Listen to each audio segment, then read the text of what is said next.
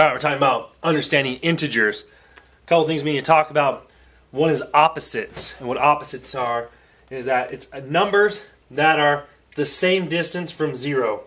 So 3 and negative 3. So negative 3 and 3. Here's 0.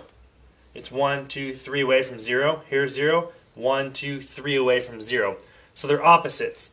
Negative 3 and opposite of negative 3 is 3. Integers are numbers. They're opposites and 0. So these are all integers right here. All these numbers. Okay? So they're numbers. They're opposites. So here, 1 and the opposite. Those are all integers. Integers. Integers. And 0. And also when you talk about absolute value. Absolute value is the distance from 0. Always positive. For example, a negative 4 with these lines like this, that means absolute value.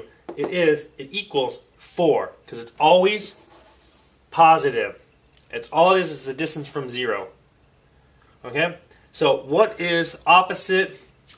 What is the opposite and absolute value of each one of these? So the opposite of negative 7 would be positive 7, and absolute value is always positive, so that's 7 as well. 65, the opposite of positive 65 is negative 65. The absolute value of 65 is 65. Always positive absolute value. Opposite of negative 45 is positive 45. Absolute value, 45, because it's always positive. Okay, that's basically all we're looking at. We're looking at opposites. So if it's negative, we're looking at the positive. If it's positive, we're looking at the negative of the same number because it's the same distance from 0. If you're looking at a number line and counting this way or counting that way.